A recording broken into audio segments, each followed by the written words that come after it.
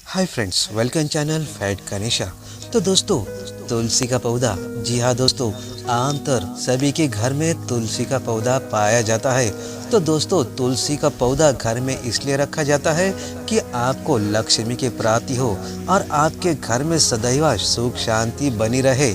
और दोस्तों, ये भी ध्यान रखें कि तुलसी के पास गंदी जगह ना हो, यानी कि हमेशा तुलसी का पौधा के पास साफ सुथरी जगह में रहे।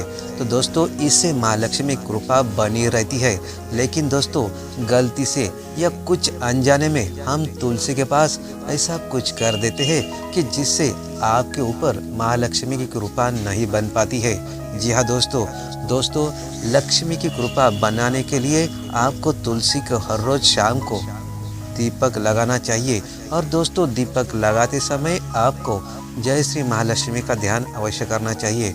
तो दोस्तों, इसके साथ ही तुलसी के पास हम अनजाने में ऐसी कोई चीज़ या वस्तु रख देते हैं जिससे नहीं करना चाहिए। जी हाँ दोस्तों, अनजाने में हम तुलसी के साथ शिवलिंग की भी पूजा करते हैं। जी हाँ दोस्तों, तुलसी के पौधे में भी हम शिवलिंग रख देते हैं। तो दोस्तों, क्या ये शुभ होता है या अशुभ होता है, यानी कि हमें शिवलिंग का भी फल मिल पाता है या दोस्तों तुलसी का भी फल मिल पाता है?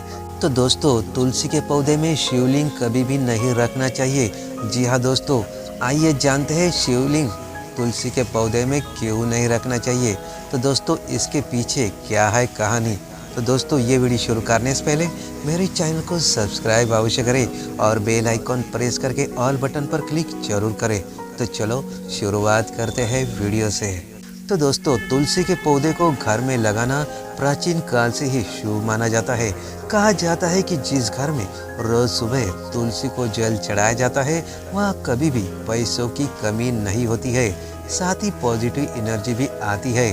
शास्त्रों में भी तुलसी को पूजनीय, पवित्र और देवी तुल्य माना गया है। इसलिए घर में तुलसी लगाते वक्त कुछ बातों का ध्यान भी रखना बहुत जरूरी होता है। तो दोस्तों, शिवलिंग और गणेश के पूजन में तुलसी का इस्तेमाल करना वर्जित है। इसलिए तो दोस्तों, इसके लिए पुराणों में दो कथा बताई गई है। पहली कथा पहली कथा के मुताबिक भगवान शिव ने तुलसी के पति और दैत्य के राजा शंखचूड़ का वध किया था, जिसके फलस्वरूप ना तो शिव पूजन में तुलसी काम में ले आते हैं और ना ही शंख से शिवलिंग पर जल चढ़ाते हैं। वही दूसरी कथा कहती है कि एक बार गणेश जी ने तुलसी का विवाह प्रस्ताव यह कर ठुकरा दिया था कि वो ब्रह्मचारी है। ये सुनकर तुलसी ने नाराज होकर उन्हें दो विवाह का श्राप दे दिया था। इसके बाद गणेश जी ने भी तुलसी को एक राक्षस से विवाह का श्राप दे दिया था। इसलिए गणेश पूजन में तुलसी का इस्तेमाल नहीं किया जाता है। और दोस्तों, शास्त्र के अनुसार तुलसी के पत्ते के कुछ खास दिनों में है नहीं तोड़ना चाहिए। ये दिन है एकादशी, रविवार और सूर्य ग्रहण और चंद्र ग्रहण। इन दिनों में दोस्तों, इन दिनों में और रात के समय तुलसी के पत्ते नहीं तोड़ना अशुभ माना जाता है। तो दोस्तों, अगर तुलसी के पत्तों का इस्तेमाल ना हो तो उन्हें कभी भी नहीं तोड़ना चाहिए। ऐसा करने पर दोष लगता है। और दोस्तों, अगर घर में तुलसी का पौधा लगा है तो उसकी सुबह शाम दोनों समय पूजा करनी चाहिए।